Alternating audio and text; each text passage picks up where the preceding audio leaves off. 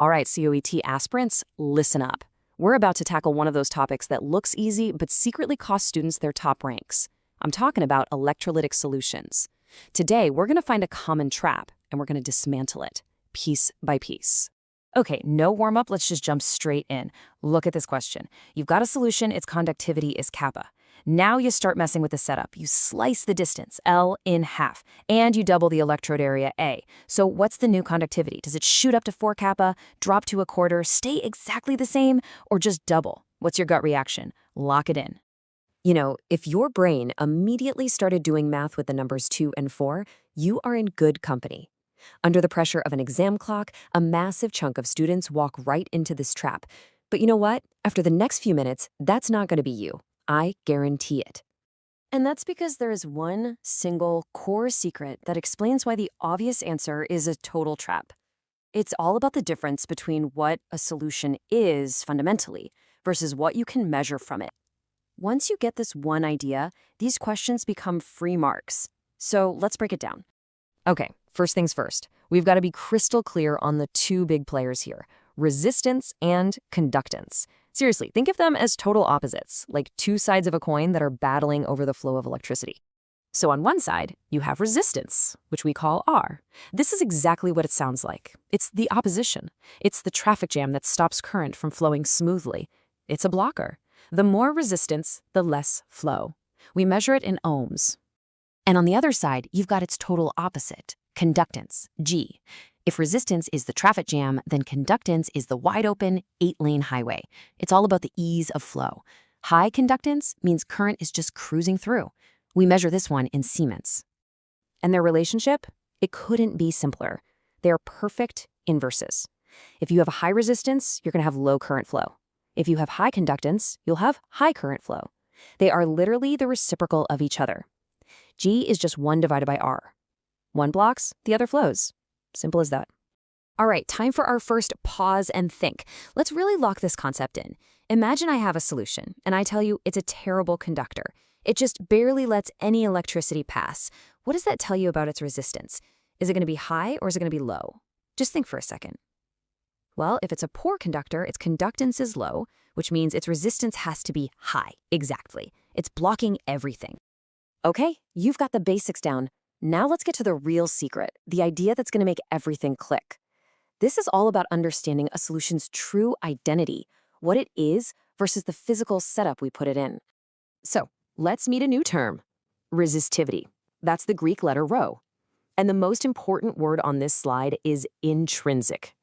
Think of resistivity like the DNA of a substance. It's the built-in fundamental resistance that belongs to that material at a certain temperature. It doesn't care if you have a swimming pool full of it or a single drop. The resistivity is its own thing. It's fixed. And right here, this is probably the biggest point of confusion I see with students. Look closely. Resistance, the thing you can actually measure with a meter, it depends on everything. It depends on the length, the area, and the material's DNA, its resistivity. But resistivity itself, no. It only cares about what the material is and what the temperature is. It's a constant. One depends on the shape, the other absolutely does not. So, if resistivity is the intrinsic blocker, what's the intrinsic go-with-the-flow property? Well, that's conductivity, or kappa. And just like conductance is the opposite of resistance, conductivity is the opposite of resistivity. It's the true fundamental measure of a solution's ability to conduct electricity. It's kind of like the solution's superpower. And there it is, right there. That is the secret. Conductivity, kappa, is a property of the solution itself. It's determined by the ions in the solution, the concentration, the temperature. It has absolutely nothing to do with the container you pour it into or how far apart your electrodes are. So you might be thinking, okay, if conductivity is intrinsic, but the resistance I measure depends on the geometry, how do we connect these two worlds? Well, we need a bridge, and that bridge is called the cell constant. The cell constant, which we call G star, is actually super simple. It is purely about the physical setup of your measuring device. It's just the distance between the electrodes, L, divided by their cross-sectional area, A. That's it. It's like a unique fingerprint for that specific piece of equipment. For example, for this one specific cell, the G-star value might be 0.92 per centimeter, and that value is locked. It's fixed.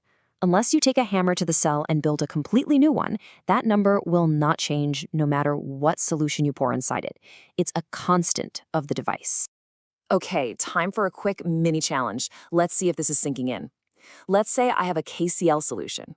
I add water to it, and I cut the ion concentration in half. So what happens to its intrinsic conductivity, kappa? And then what happens to the overall resistance, R, that I would measure? Have a think. All right, what did you get? Let's check. First, the conductivity, kappa, it has to decrease. Why? Because conductivity relies on the ions to carry the charge.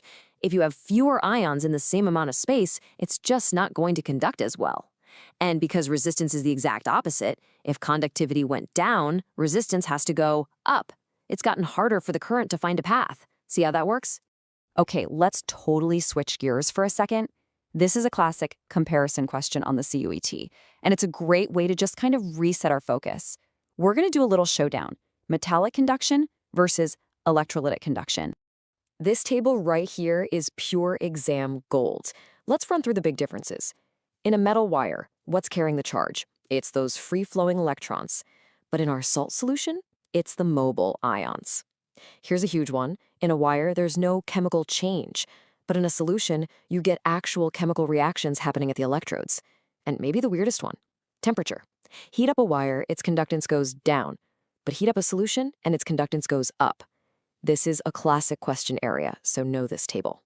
So, second, pause and think. Based on what we just saw, why does that happen? Why does heating a solution make it a better conductor, while heating a copper wire makes it a worse one? Well, in the solution, when you add heat, the ions get more energy. They can move around faster, viscosity goes down, they're just better at carrying charge. But in the wire, when you heat it up, the metal atoms start vibrating like crazy, and they just get in the way of the electrons trying to flow past. It creates a sort of electronic traffic jam. Okay, we've laid all the groundwork, we've uncovered the secret, now it's time for the payoff.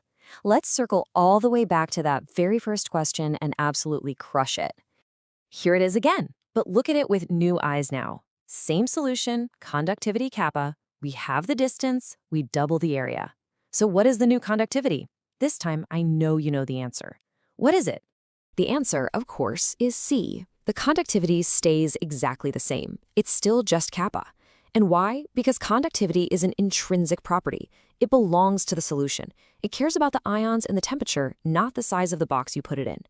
Now, changing L and A will absolutely change the resistance you measure, no doubt, but it cannot change the solution's fundamental ability to conduct electricity. And just like that, you've beaten the trap. So, if you remember one thing from all of this, let it be this.